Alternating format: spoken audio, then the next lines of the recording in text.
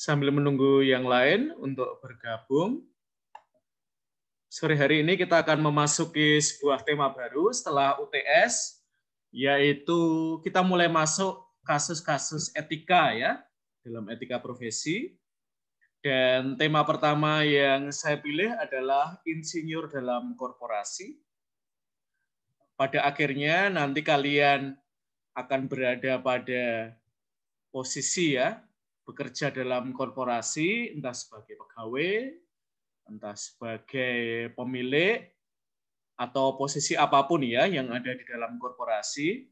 Dan keberadaan kalian sebagai insinyur itu nanti akan menentukan ya.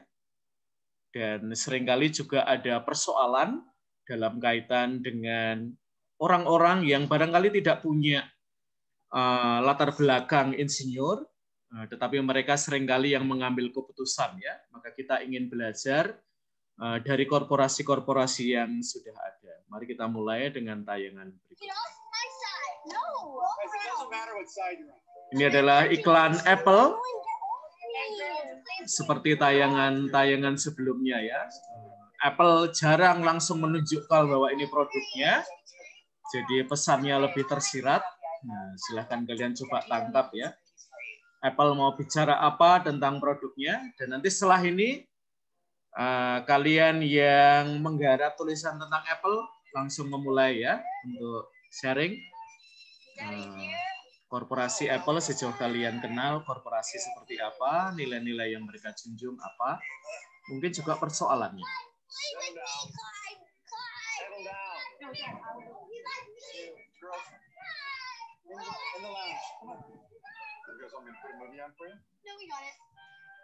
Ini di masyarakat Barat adalah momen bisa Thanksgiving ya, bisa Natal atau Tahun Baru ya. Di tempat kita mungkin Lebaran, Natal, di mana anak-anak, cucu ketemu dengan kakeknya ya. Dan settingnya adalah kakek ini istrinya sudah meninggal.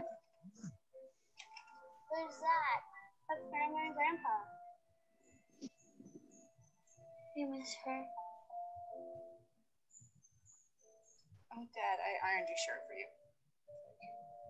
Would you like me to help you pack the stuff away? No. Dad.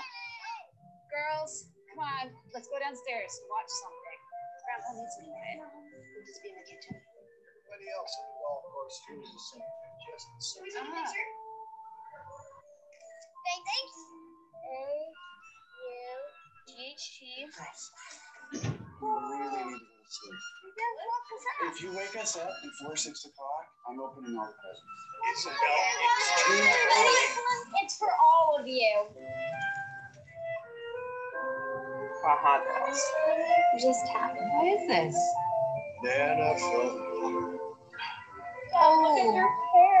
Oh, Okay, this is how you do it. when did you do this? You too.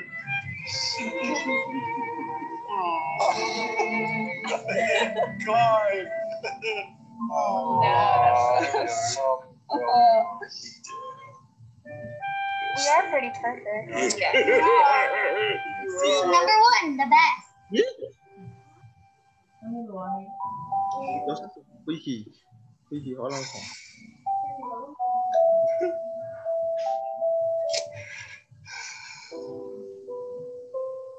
Oh, look. She's right there. Absolutely brilliant, both of you. Thank you.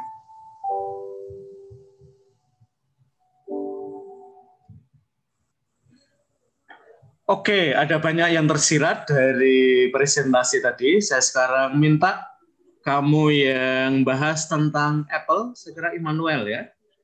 Silakan Immanuel. Apa Romo? Apa yang kamu tulis tentang Apple?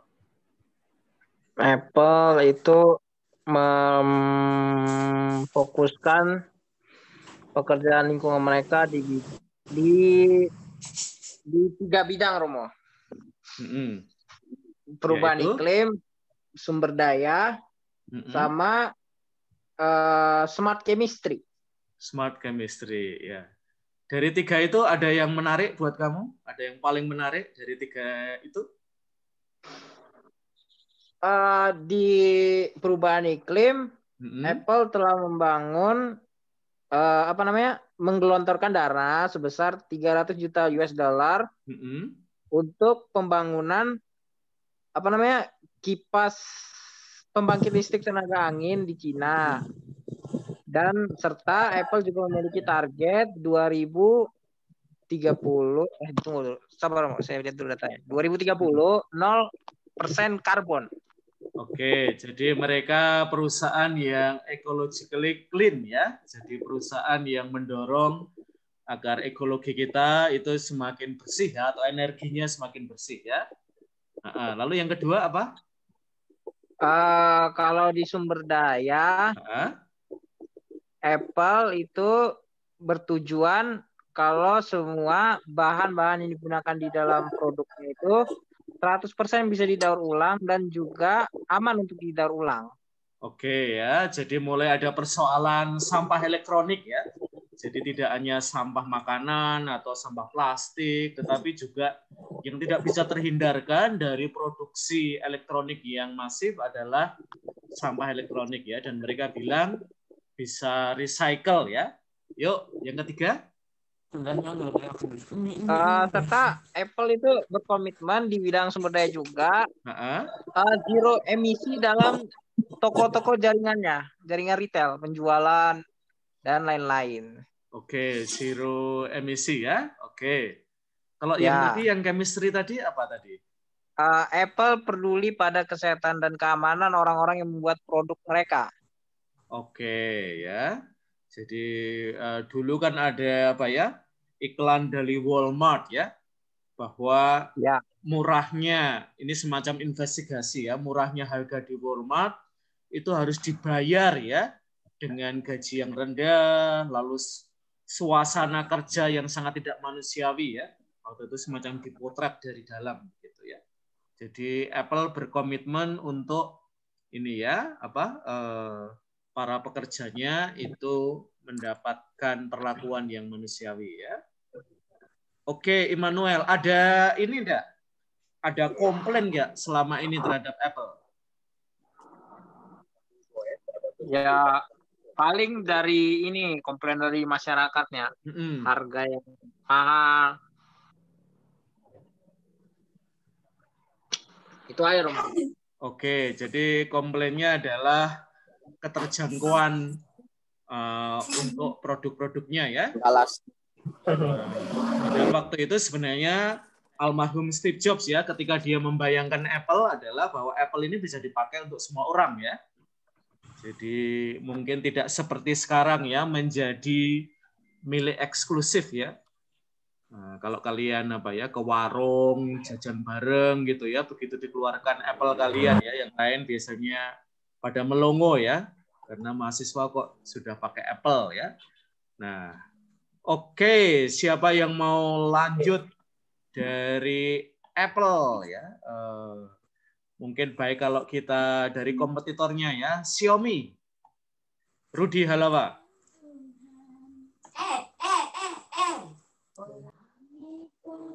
Yuk, Rudy Halawa. Ada di situ? Rudy Halawa, apakah ada? Oke, kalau Rudy Halawa belum ada, kita ke Samsung. Jovando, Martorius, Rido, Seda. Silakan.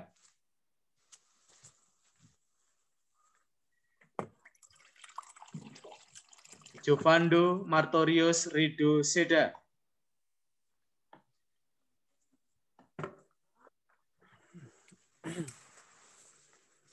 Oke, kita lewati dulu saja.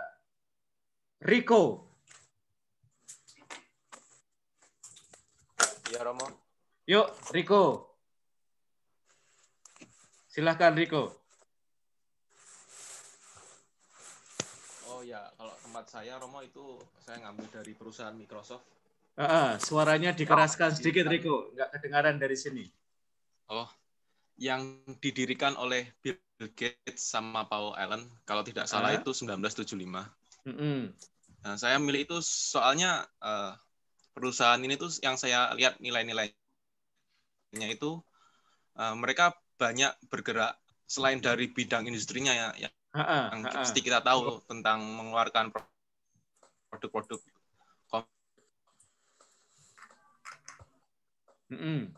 Terus?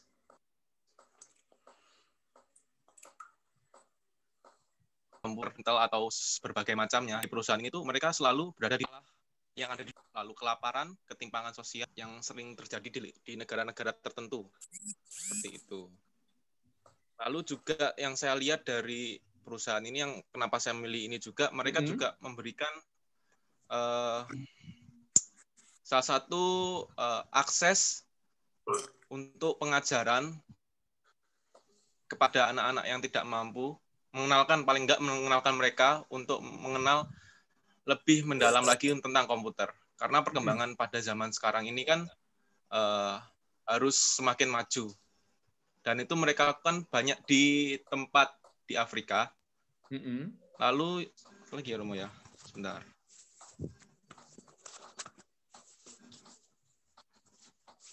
Dan sekarang ini lalu yang saya tangkap sangat selain dari perusahaannya soal coronavirus ya. Ya. Oke, ada lagi yang mau kamu tambahkan tentang Microsoft?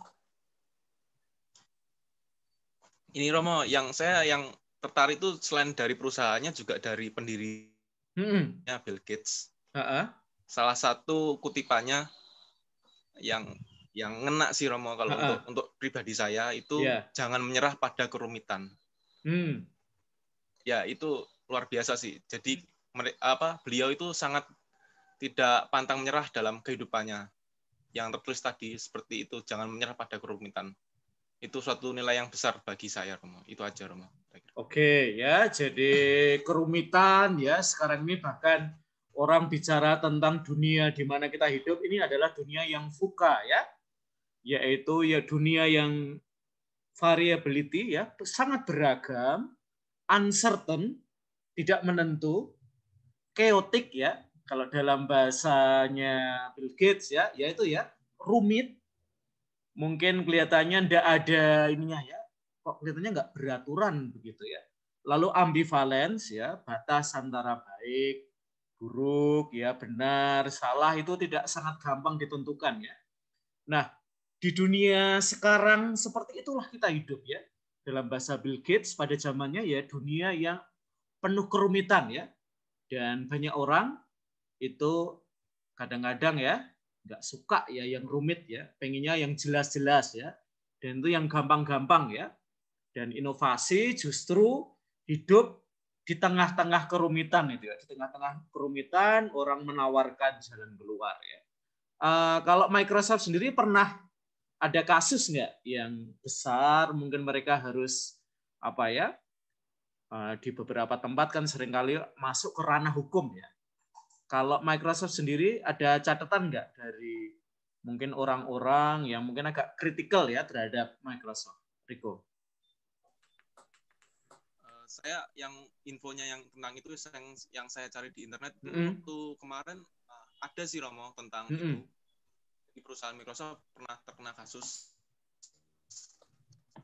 tentang waktu mereka awal-awal berdiri dengan sengketa dari pihak pemerintah Amerika, tapi saya tidak begitu jelas nangkep di internet, jadi saya tidak menuliskannya di PS itu.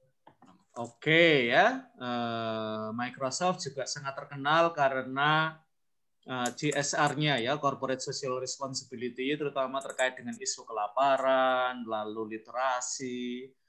Waktu saya di Amerika itu saya kenal ya, ada seorang pelibat sains dan teknologi terkenal dari Indonesia, menikah dengan seorang dari Taiwan ya, dan karena passionnya dalam dunia sains dan teknologi ya, di UC Berkeley itu ada sebuah bangunan yang dinamai dengan nama bapak itu ya. Karena dia menyumbang sekitar 40 juta dolar ya untuk pengembangan sains dan teknologi ya, sehingga namanya diabadikan di situ. Waktu itu dekat-dekat ya, ada bencana tsunami waktu itu di Indonesia. Dan kita komunitas Indonesia berusaha ya, apakah Bapak ini tergerak ya untuk ikut bantu meringankan beban ya. Dan beberapa dari teman kita datang ke situ dan teman-teman itu pulang dengan agak kecewa ya, karena Bapak itu tidak tertarik ya untuk bantu secara finansial gitu ya. Dia bilang kalau saya mau bantu, saya akan membantu yang bagian sains dan teknologi ya, tetapi tidak bantuan logistik seperti yang kalian bayangkan gitu ya. Jadi passion-nya barangkali juga ketika membantu ya terkait dengan dunia sains dan teknologi yang mereka geluti ya. Oke, saya akan lanjut ke Saka Tesla. Silahkan, Saka. Halo Romo. Ya, gimana Saka? Kamu kok tertarik pada Tesla? Ya, awalnya tuh emang dari dulu emang saya sudah tertarik sama Tesla sih, Romo. Soalnya apa? Saya tuh tertarik sama mobil listrik. Nah, itu kan otomatis kalau ke jauh di masa depan bakal kayak sangat berguna gitu loh, Romo. Dan pasti akan dipakai. Jadi teknologi masa depan akan mengarah ya. Yang sekarang ini sudah mulai diawali dengan Tesla ya. Iya, soalnya juga apa? Kan sumber daya kan selalu dikeruk habis. Jadi kenapa nggak kita pakai energi terbarukan yang mungkin yang kita buat dan tidak akan pernah habis gitu loh, Romo. Dan kita bisa membangun ulang alam lagi gitu. Oke, jadi secara energi jauh lebih bersih ya. Jauh lebih irit ya, kita tidak harus bergantung pada energi fosil atau energi yang selama ini kita harus bekerja keras ya, dan seringkali di beberapa tempat menimbulkan perang ya karena soal kebutuhan sumber daya itu. Kalau kritiknya ada nggak sih tentang proyek Tesla ini? Sebenarnya tuh kayak dari Elon Musk-nya sendiri aja kayak punya rencana-rencana yang agak gila, Romo. Gila ya. Iya kayak apa? Dia berusaha untuk ada yang di internet tuh ngatain kalau dia ingin tinggal di Mars atau membuat kehidupan di Mars. Pakai perusahaan SpaceX itu. Ya, betul, proyek SpaceX. Kalau kamu sendiri gimana? Sebagai seseorang yang menekuni agak tahu Tesla sebenarnya dengan dia proyek SpaceX itu dia sebenarnya mau ngapain sih? Karena kan kebanyakan dari kita awam dan mungkin sama ya. Ini gila, ini sinting ya orang ini ya. Bahkan salah satu yang mengecewakan, saya membaca kabar ya, adalah ketika Neil Armstrong ya, yang orang yang pernah ke luar angkasa itu ditanyai tentang proyek itu, dia mengatakan juga itu sinting juga gitu ya. Dan Elon Musk mengatakan itu sedih banget sih karena Neil Armstrong itu kan sebenarnya inspirator saya ya dengan proyek SpaceX dan proyek-proyek rintisan lainnya, tapi kok malah dia mendiscourage ya. Iya. Kalau kamu sendiri gimana? Menurut saya itu juga mungkin masih terdengar gila. Tapi kalau udah berhasil ya itu sebuah penemuan gitu loh.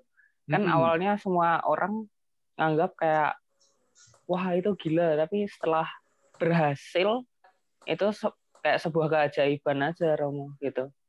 Ya menurut saya mungkin bisa, tapi masih jauh sekali, Romo. Jadi memang ya inovasi itu seringkali ya kerja rintisan ya. Kerja rintisan itu dari segi biaya besar ya. Pasarnya belum bisa diprediksi atau masih sangat kecil ya. Sehingga lalu orang awam ya. Nah, ini salah satu bocoran ya. Saya kemarin membaca secara sekilas bahwa Tesla itu mau buka pabrik di Tegal ya. Wah, ini saya juga tertarik sekali ya. Karena alasannya karena mereka butuh banyak nikel, sementara Indonesia itu sudah mulai melarang ya ekspor nikel mentah ya. Maka yang dilakukan Tesla ya, kami mau bangun pabrik ya, dan di Tegal ya, di Indonesia ya. Nah ini mungkin akan menjadi kabar baik buat kamu ya, atau teman-teman di teknik mesin atau yang lain. Ya. Oke, terima kasih ya atas sharingnya. Nah sekarang saya ke Volkswagen, Petrus Aji, VW. Sore Romo. Oke, kamu ngebet banget ya pengen nulis tentang VW ya. Apa yang membuat kamu tertarik dengan Volkswagen? Karena suka ya. Romo.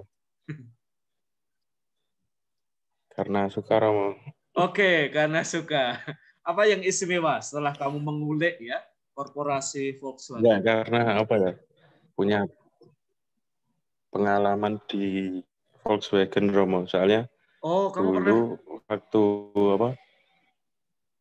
Pertama kali saya kerja praktek tuh ya di Volkswagen itu Romo, makanya sampai sekarang ya apa kalau dibilang pengalaman paling berkesan ya Volkswagen Romo. Apa yang wah ini istimewa ya karena kamu kan tidak hanya seseorang yang melihat dari luar ya tapi masuk ke dalam. Kamu sudah bagian jadi insidernya. Apa yang bisa kamu bagikan tentang korporasi ini buat kita yang ya paling lihat mobilnya dari kejauhan, mungkin baca-baca reviewnya. Apa yang menurut kamu bagus untuk kita tahu ya? Menurut saya apa ya kita tahu kan mau kalau seorang Adolf Hitler itu kan diktator. Nah, namun di balik kediktatorannya itu tuh Adolf Hitler punya keinginan untuk membuat yang namanya Volkswagen atau yang apa biasa kalau artinya tuh sebenarnya mobil rakyat. Jadi untuk bisa dibilang untuk apa sasarannya tuh untuk yang ekonomi menengah ke bawah gitu loh Romo. Jadi supaya semua rakyatnya Adolf Hitler tuh bisa merasakan bagaimana rasanya menaiki sebuah kendaraan 4 atau mobil gitu Romo. Ya, jadi ini ya. Terus silakan. Terus kan kebetulan kan itu yang mendesain kan juga dari orang Porsche juga Romo. Jadi keunikannya Volkswagen yang tipe lama itu mesinnya kan tipenya boxer Romo. Nah, itu kalau sama mesin Porsche kebanyakan tuh plug and play atau misal mau swap engine ke Porsche itu tinggal pasang gitu loh Romo. Itu juga termasuk keunikan di Volkswagen Romo. Oke, lalu tadi kan kita sudah mulai ngobrol ya tentang Apple ya. Salah satu kelemahannya Apple adalah cita-citanya. Sejauh saya membaca biografinya Steve Jobs ya, dia kan pengen ya bahwa alat ini ya, produknya ya, terutama smartphone-nya, tapi juga produk-produk lain ya, ini akan dipakai orang biasa ya untuk kan mimpi besarnya Steve Jobs adalah mengubah dunia ya. Bahwa dengan perangkat-perangkat yang Apple ciptakan ini dunia bisa berubah menjadi lebih baik ya. Nah, VW sendiri sejauh kamu pernah kerja praktek ya, misalnya untuk konteks Indonesia ya, seberapa ini dipakai, apakah terjangkau oleh rakyat dengan ekonomi menengah ke bawah, gimana? Kalau kamu mendengar cerita-cerita ya tentang produk ini, mungkin terutama dalam konteks Indonesia ya. Oke, saya menurut pengalaman saya waktu dulu di bengkel ya Romo, kan konsumennya juga kebanyakan orang-orang kolektor VW atau orang yang suka sama VW gitu Romo. Nah, ya rata-rata kalau saya melihat kayak misal ekonominya gitu ya pas-pasan, soalnya kan kalau untuk saat ini kan kebanyakan VW itu dicari untuk investasi ke depan Romo Saleh. Kalau lihat value-nya sendiri kan untuk dikoleksikan juga ada nilainya sendiri kalau di Volkswagen. Nah, terus kalau semisal untuk seperti dulu kayak konsumen-konsumen yang di bengkel saya itu kebanyakan membeli mobil yang sudah bisa dibilang tuh nggak layak pakai gitu loh Romo. Nah, kemudian mereka merestorasinya itu secara bertahap gitu Romo, sampai nanti jadi kalau semisal sudah jadi, nah nanti baru dijual kembali atau dikoleksi gitu Romo. Oh, begitu. Jadi ya bisa dibilang untuk tabungan juga sih Romo. Jadi seperti apa ya, fungsinya tidak sekedar untuk transportasi, tapi bisa investasi ya, seperti emas, tanah, atau hal-hal yang lain gitu ya. Oke, terima kasih. Saya mengingatkan buat teman-teman yang sudah bergabung di kelas ini dan belum menjawab pertanyaan saya, silahkan tulis di chat kalian ya. Di ruang chat, korporasi yang kalian pilih itu korporasi apa ya. Nah, sekarang saya akan lanjut ke Juan. Reinsa. Sony. Selamat sore, Romo. Oke, Sony. Ya. Ini kamera ya, kamu Romo, bukan Sony, ya? Bukan. Oke, Romo. Kamu kok senang? Sebenarnya saya tertarik sama perusahaan Sony ini karena dulu kan mereka berjalan di bidang itu Romo, apa namanya? Kalau suara tuh audio. Nah, audio, betul. Ini saya bacakan profil terlebih dahulu ya Romo. Oke, silakan. Sony adalah perusahaan elektronik yang berpusat di Tokyo, Jepang. Saat ini mereka merupakan produsen elektronik terbesar di dunia dan salah satu perusahaan terbesar di Jepang dan di dunia. Perusahaan Sony diperdagangkan di bursa saham Tokyo dan bursa saham New York sebagai SNE melalui ADR. Nah, sebenarnya Sony itu didirikan pada tanggal 7 Mei 1946 di kantor pusatnya yang terletak di Minato, Tokyo. Ya, inilah Tokyo. Ownernya Sony itu Masaru Ibuka dan Akio Morita. Kalau dilihat dari profilnya tuh, Sony dulu punya sekitar 20 karyawan, Pak, untuk pertama kali dibikin. Pertama kali mulai ya. Dibuat dulu, Pak. Iya. Oke. Nah, dulu, kemarin tuh saya baca juga di itunya Romo di internet kemarin ada datanya mengatakan bahwasannya Sony itu dulu sempat istilahnya kayak memaksakan perdagangannya tuh loh, Romo. Dulu tuh emang pertama-pertama Sony itu bergerak di bidang audio. Nah, semenjak dari audio itu karena mulai istilahnya kayak maraknya brand lain yang melakukan investasi untuk masa depannya, dan di satu sisi Sony juga nggak melakukan investasi gitu loh Romo. Nah, kayak istilahnya nge-upgrade alat-alat mereka. Itu akhirnya kayak mulai ketinggalan zaman. Nah, semenjak mulai ketinggalan zaman itu Sony akhirnya istilahnya banting setir Romo. Banting setir. Jadi nggak mainan di nggak cuma mainan di audio saja Romo, akhirnya merembet sampai sekarang jatuh ke smartphone juga Romo. Nah, ini dan, kalau kita lihat dari produk-produknya yang paling istilahnya paling tinggi ya Romo, itu tuh kayak yang lagi booming lah. Nah, karena di Indonesia sendiri kan smartphone Sony juga udah ditarik ya pemasarannya Romo. Betul. Jadi sekarang yang paling istilahnya booming itu kamera Romo kok di Indonesia. Iya. Jadi kayak bidangnya banyak loh Romo jadi sekarang. Saya masih ingat ya, tahun berapa? Mungkin akhir 90-an atau 2000-an gitu ya. Waktu itu ya, Sony kan sangat punya concern soal anti piracy ya. Waktu itu lalu di CD-nya itu dia menanam ya sebuah program atau apa sehingga kita nggak bisa mengcopy ya kalau dari CD ya. Cuman waktu itu jadi masalah. Sehingga kemudian Sony harus menarik itu ya karena ada banyak komplain dari user. Nah, sekarang gimana menerangkan kan sekarang ini Sony ya seringkali dikompetisikan ya, atau bahkan dengan Samsung ya.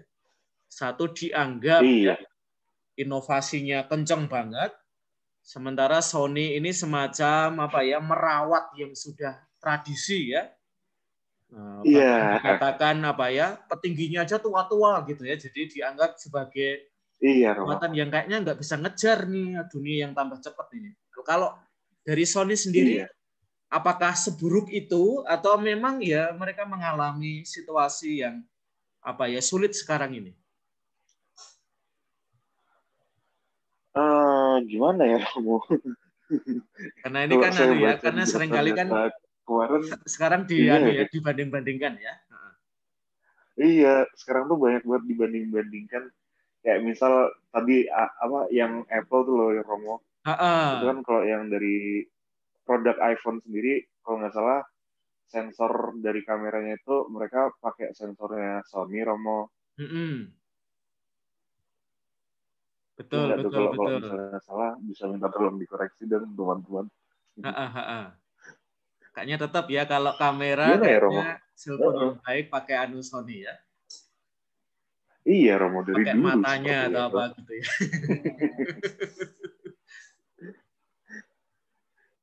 Oke. Gimana ya Romo? Kalau dari saya baca dari data kemarin tuh saya nggak menemukan ya Romo sebenarnya. Oke, jadi dia sebenarnya survive ya.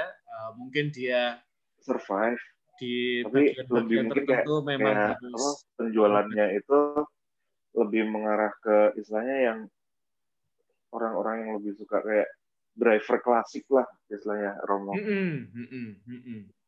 Oke. Ya, terima kasih Juan. Sekarang kita ke Piaggio Group & Co. William Santoso. Sore Romo. Sore ya, ini Vespa dan teman-temannya ya. Kok kamu tertarik dengan Piaggio? Kamu naik Vespa juga? Iya Romo. Saya juga main juga soalnya. Oke. Tapi apa yang menarik dari Piaggio? Yang bikin saya masukin Piaggio motor Piaggio Group & Company itu karena mereka ada inovasi. Jadi di saat semua ATPM kendaraan bermotor roda 2 itu masih mengeluarkan mesin-mesin bensin, motor bakar, Piaggio itu berani berinovasi dan ngeluarin motor listrik. Oh, oke. Ya. Penerimaan masyarakat sendiri gimana? Dari ide baru itu ya. William? Oke, kelihatannya William ada persoalan. Nanti kita coba sambung lagi ya, kalau bisa. Rudi Halawa, sudah bisa connect lagi? Iya, Roma, mohon maaf tadi jaringan sedang terganggu. Jadi... Xiaomi. Iya. Mengapa Xiaomi? Ya, jadi sesuai dengan paper UTS saya itu saya mereview perusahaan Xiaomi.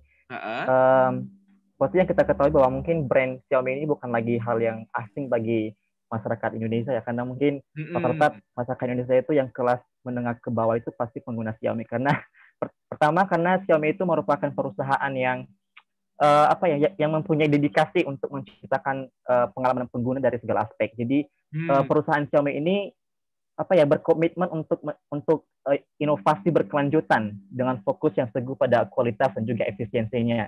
Jadi dari pernyataan mereka tersebut, Romo, saya mengambil dua kesimpulan bahwa Xiaomi itu memiliki nilai-nilai etika dasar yang distintif dari saingannya seperti Apple dan juga Samsung ya, yang berdasarkan pada inovasi berkelanjutan.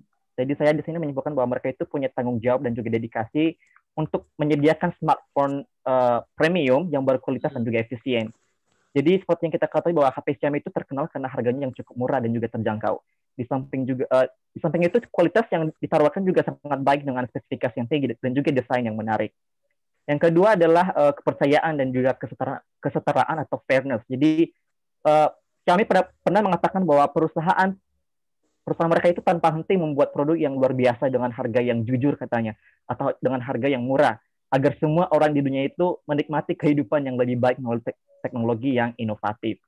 Nah, saya juga pada saat kemarin mengunjungi website mereka, di situ saya membaca visi dan juga misi mereka di situ. Adapun visi mereka itu yang pertama adalah mereka itu terus menyempurnakan dan meningkatkan produk untuk menciptakan pengalaman pengguna sebaik mungkin. Dan yang kedua, visi mereka itu adalah being friends with its users, yang artinya adalah menjadi teman bagi penggunanya gitu. Terus yang ketiga adalah being the coolest company in the heart of its users, yang artinya menjadi perusahaan yang paling keren di hati penggunanya. Nah, adapun misi mereka di sini adalah making quality technology accessible to everyone, yang artinya adalah menjadikan teknologi yang berkualitas itu dapat diakses oleh semua orang. Jadi jika visi dan misi tersebut dikaitkan dengan nilai-nilai etika dasar yang mereka miliki, maka Xiaomi itu ingin memberikan inovasi kepada penggunanya dan berusaha keras untuk menciptakan produk dengan kualitas terbaik dengan harga serendah mungkin untuk memberikan orang akses ke alat dan layanan yang mereka sediakan untuk menghubungkan mereka ke dunia dan pada akhirnya dengan impian mereka.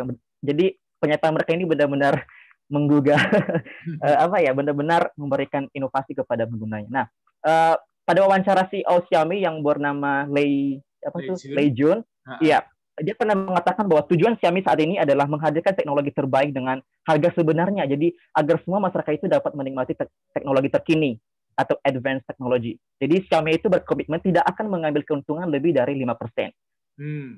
Selain itu, CEO Xiaomi ini juga pernah mengutarakan bahwa pada awalnya kami itu memiliki impian untuk menjadi perusahaan yang hebat. Saya percaya bahwa ada masa depan yang lebih baik bagi kami ketika kami fokus pada pengalaman produk daripada mengejar keuntungan. Jadi sekali lagi saya tekankan bahwa mereka lebih mengutamakan pengalaman produk daripada mengejar keuntungan.